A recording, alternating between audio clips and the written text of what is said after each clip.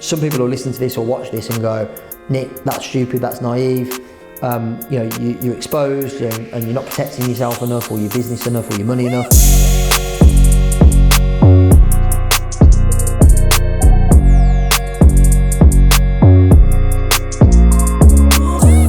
Hey, how you doing? Nick James here. What a phenomenal time to be alive. Episode 7, apparently, of Open and Real Q&A with Nick J. It's been a while, hasn't it, Jav? It has. It's been a good 3 or 4 weeks since we've sat down and recorded an episode, so good to be back. Sorry for the delay, and it's all my fault, by the way. It's not Jav's fault at all. It's all my fault because we were doing an event in Dubai, and then we had a 3-day event last week and loads of mastermind events, things like that. So it's just been absolutely hectic. But let's get stuck in. What's the first question you got for me, Jav? So the first one is from Carol Uri, and it's, what recommendations have you got for podcast content and structure? Is the Empire Builders podcast on many platforms, and what are your best tips for getting started? Carol, that was 3 questions. It's getting greedy. That was 3 questions in one. So the first one was, what's the recommended structure for podcast episodes? Is that right? Yeah. Carol, if you've been listening to this podcast for any length of time, you'll have probably heard that I don't really have a preferred structure, as it were, for the podcast. So some episodes, especially the early episodes, probably episodes 1 to 20 or 1 to 30, were a mix of me doing solo content. So they would be 15, 20, 30 minutes, just me talking about a subject in particular, or interviews where I'd interviewed somebody else, a guest. So the solo episodes were normally 15, 20, maybe 30 minutes. The guest interviews were more, because we still do those occasionally, more like 45 to 60 minutes probably. And then of course, more recently we've started doing the Q&A episodes. I personally like the Q&A episodes best because it means that, well, first of all, I don't have to do any prep as such, other than Jav just basically running me through the questions in 30 seconds before we hit record. That's it. So it doesn't need much prep from me.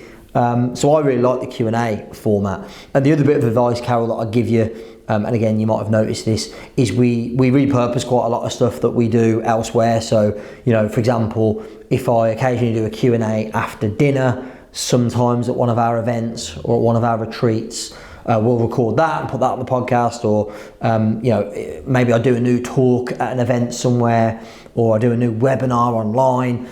We'll record those and then, where appropriate, publish them for the podcast.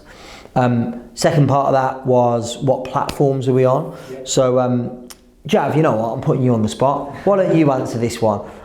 So where do we publish first of all, and then what platforms are we on primarily? Yeah, so to publish we use Omni Studio. Which is spelled OMNY, yeah, I believe. Omni Studio.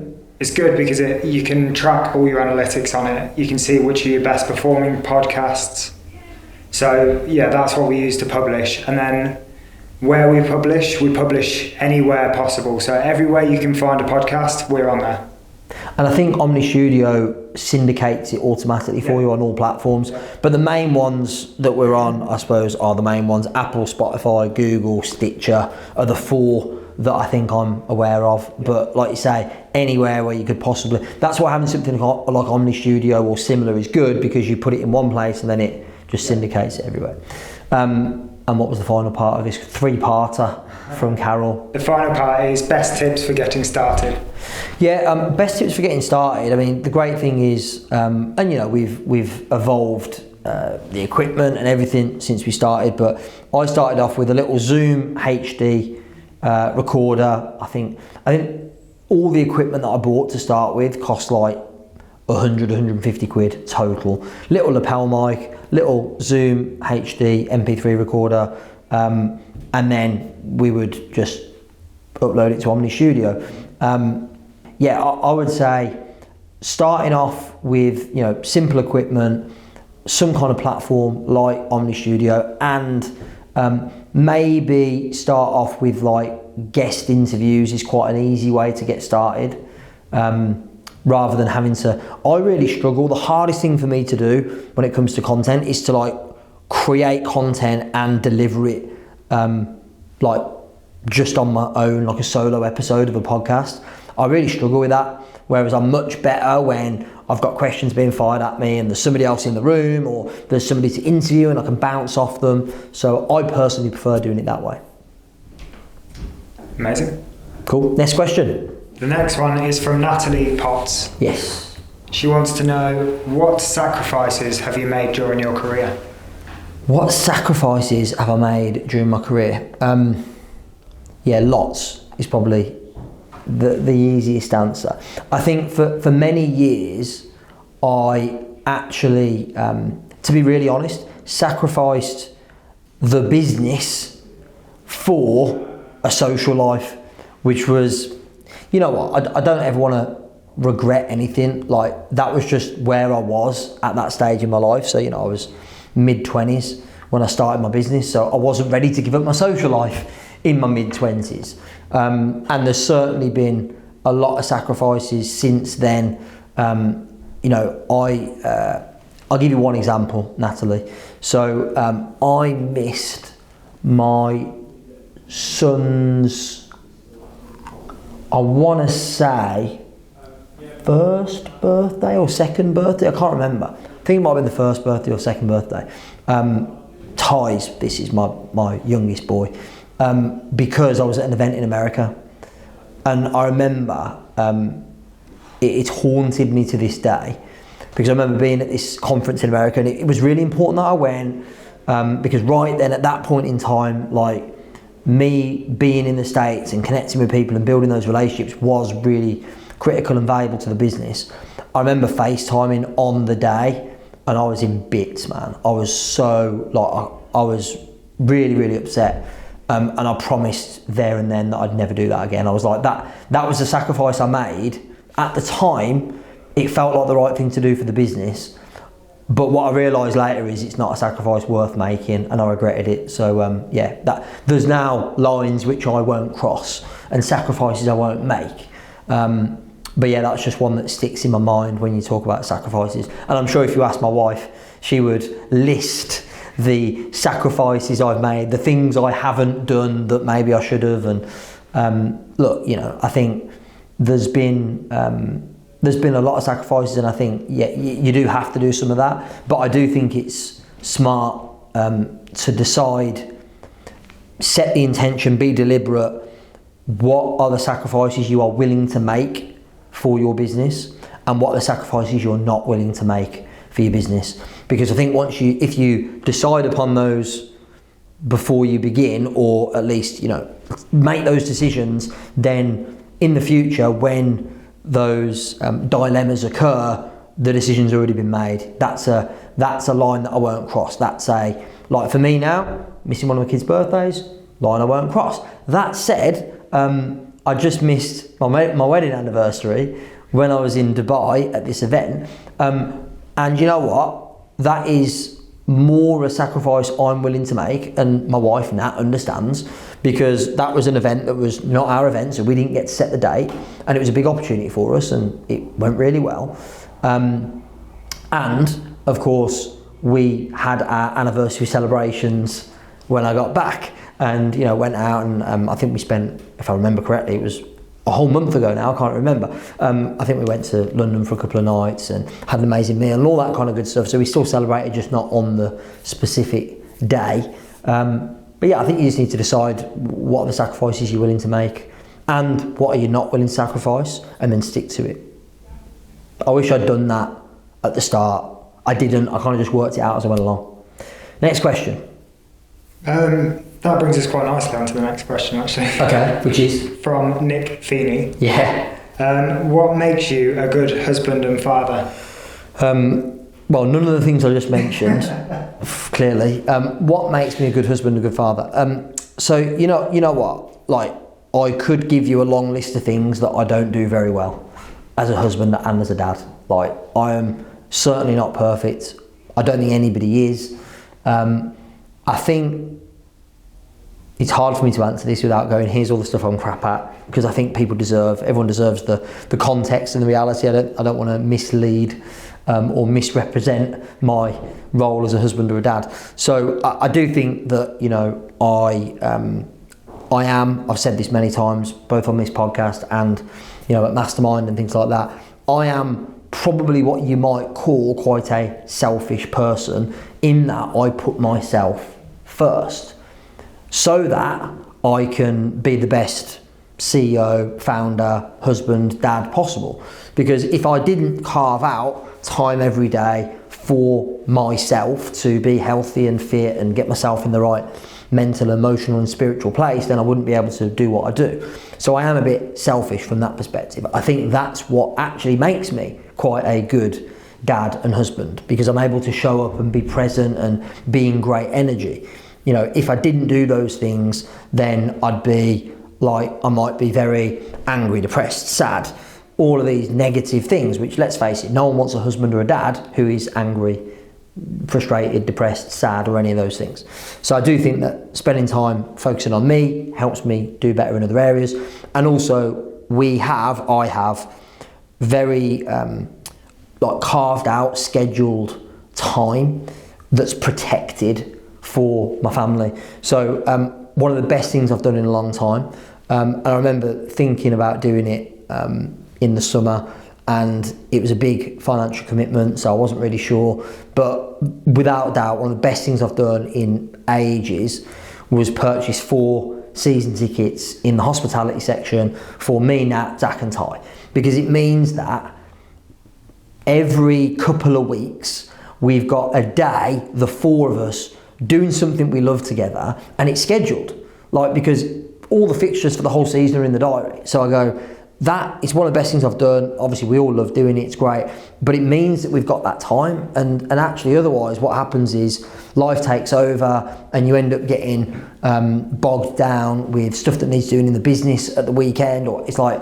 it's a non-negotiable that, like yesterday, from 11 o'clock in the morning until probably we got home at about 6:30, 7 o'clock in the evening, that was a family day, and nothing gets in the way of it. And so having that, first of all, I've spent a lot of money on it, and secondly, all the dates, and they're all scheduled in the diary now up until like May next year. So I think having that carved out time, I think, is really important. And look, you don't have to go and spend a load of money and go to football matches if that's not your thing, but I think it's having scheduled time.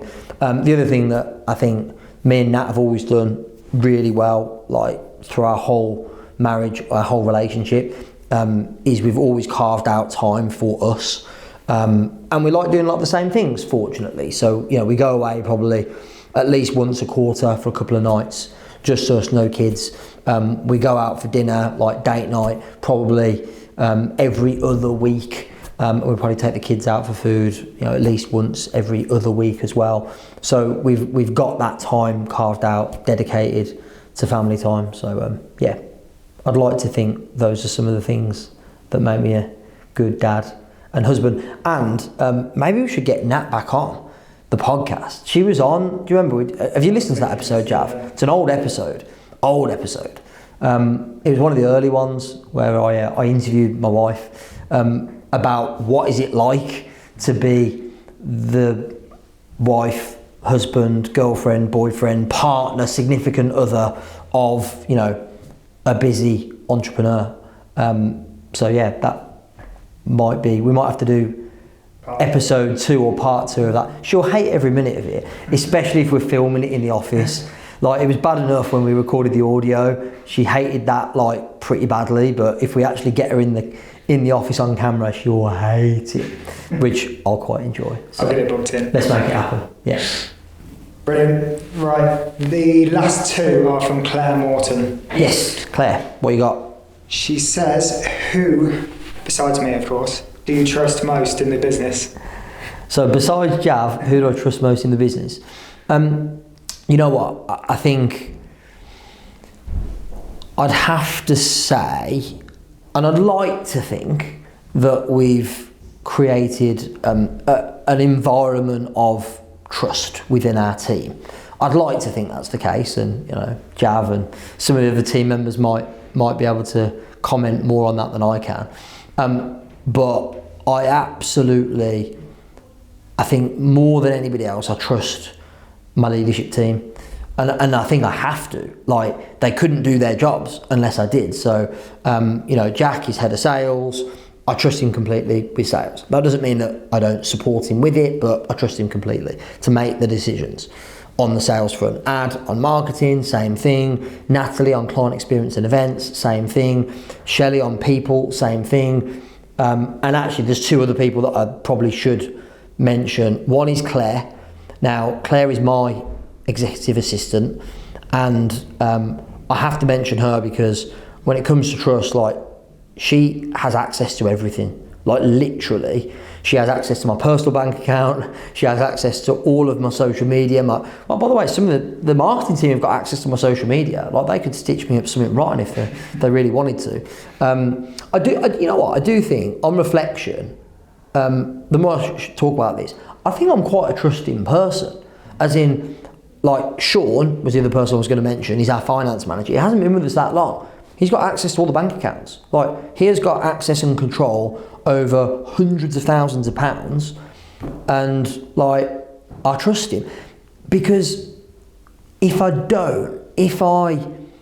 play the game of wanting to hold on to control of everything and not empower people to own things, control things, manage things, then I become the bottleneck for everything in the business.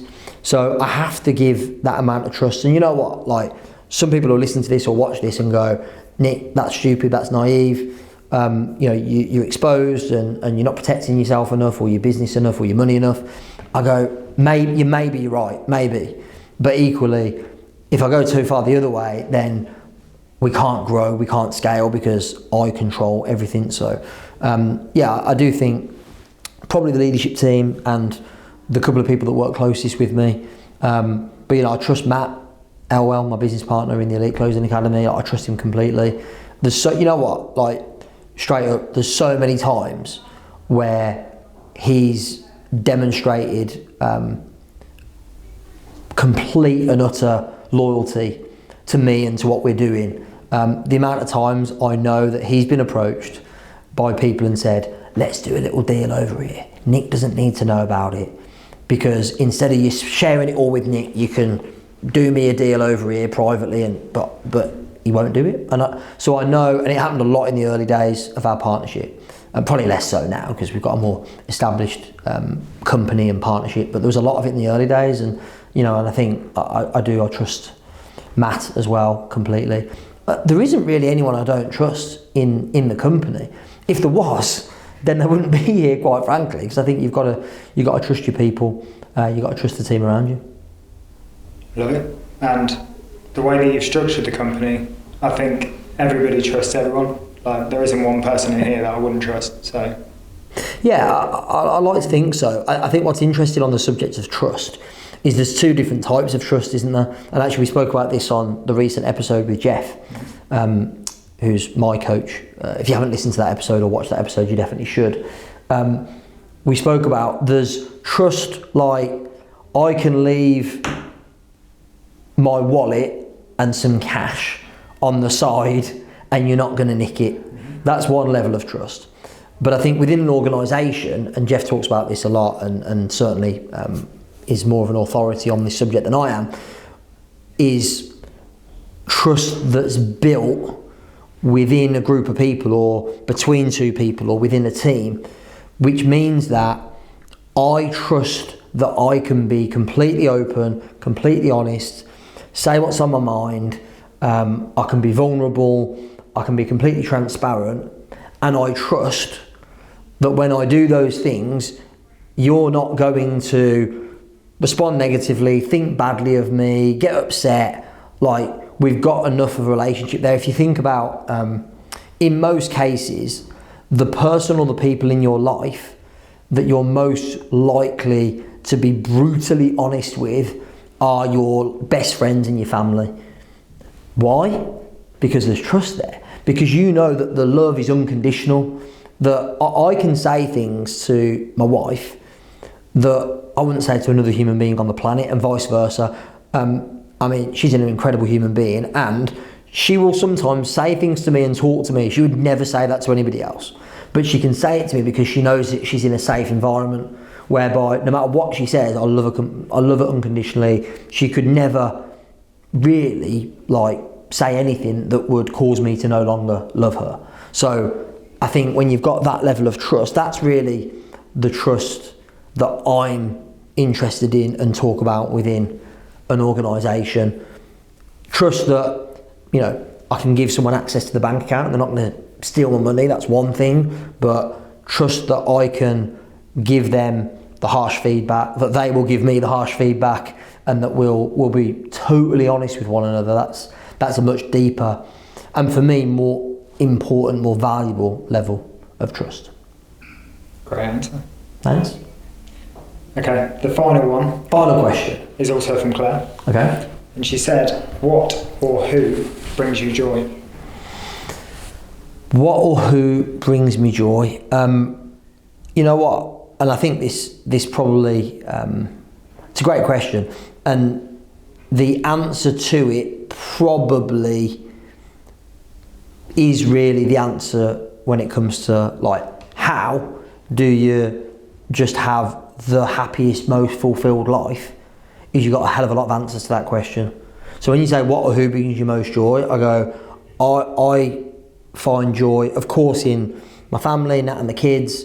I find joy in seeing the team win and celebrate, and individuals in the team win. I find joy in client wins and successes, and the amount of compliments I'll get from clients or people that come to our events. Hosting our big events gives me joy. Going to the football, watching Villa gives me joy when we win. Won 3-1 against Man United yesterday. Lots of joy yesterday. Even taking my kids to football, training on a Friday night when it's pissing it down, that gives me joy. So there's so many different areas of my life where I can find joy, happiness, fulfillment, and who and what. But that's it, isn't it? That's the game that we're all playing. Surely the game of life is, how can you find as many people and as many ways to experience joy and fulfillment as possible? And having a business is just one vehicle for that. I actually don't think everyone is supposed to have a business. If everyone was supposed to have a business, then no businesses would have employees, so that wouldn't make sense. So I don't think everyone's supposed to have a business. For a lot of people, the source of joy is not going to come from having a business, because that's not how they're wired. Their natural genius, their personality styles, the traits of their personality that are their strengths, their gifts, are not necessarily suited to being a business owner. And so I think, first of all, having the self-awareness to go, how can I create as many activities that I do day in, day out, week in, week out, be around as many people day in, day out, week in, week out, that give me joy, and then build your life and build a business, if you want to build a business around that. One of the reasons a lot of my peers, if you like, ask me this. So I'm a member of a couple of masterminds. I was at a mastermind meeting last Monday, actually, in London, and in the group, there's about 20 odd members of this group, although there was a much smaller number of people actually at this meeting. And in the group of maybe 20 odd, 25 members, there's probably 3 of us that are building a big team. We've got offices, and that's the game, that's the vision. And the rest really have very little interest in doing that. They'd actually rather build a company without any of that, if possible. And the question they ask me all the time is why do you do it? It seems like a hell of a lot of expense for the office space and the wage bill and the risk and all this stuff. And the only answer I can come up with is, I love it. It gives me joy. And so could I build a business without any of this? Could I build a business just on my laptop in my little office at home? Yeah, probably. Could I still enjoy a fairly good life, and financial reward? Yeah, with a lot less risk, definitely. but if it doesn't give me joy, then what the hell am I doing? And I'll tell you what, during what was it, like spring, summer 2020, when I was sat on my laptop in my office at home for weeks on end, honestly, that to me was like hell on earth. It was like, it was so boring. It just drained me completely. And I couldn't wait to get back into the office. And I know a lot of our team were the same, which I think is rare in itself. I think, a lot of times people actually don't really like the people they work with. I think our team are definitely an exception to that. Like, given the choice, when we finish up on a Friday afternoon, most of them are hanging out with each other all weekend. I'm like, do you not see enough of each other? So Jav, you just hosted a bonfire barbecue for bonfire night, and like the weekend, like how many of the team came over to you? It's like 8, 9. Yeah, like nearly half the team just went over to Jav's house to hang out and and enjoy fireworks and barbecue and bonfire and all that. Like, they're hanging out together because they like each other. They don't have to do that. So I think when you create an environment like that, then, which gives me joy, then you create the opportunity for other people to experience that as well. So yeah, great question to finish off. Quick recap, or remember to send any questions you've got that you'd like to feature or put to me that you'd like to have featured in our regular open and real Q&A with Nick J. Send them through to Jav on email. That's Jav, J-A-V, @expertempires.com. Feel free, of course, to leave reviews and comments below if you're watching this on YouTube. Subscribe so that you get notified when new episodes go live on whatever platform you're watching or listening this on. That's it for today. Thanks for tuning in. See you soon. Remember, more you connect, more you collect.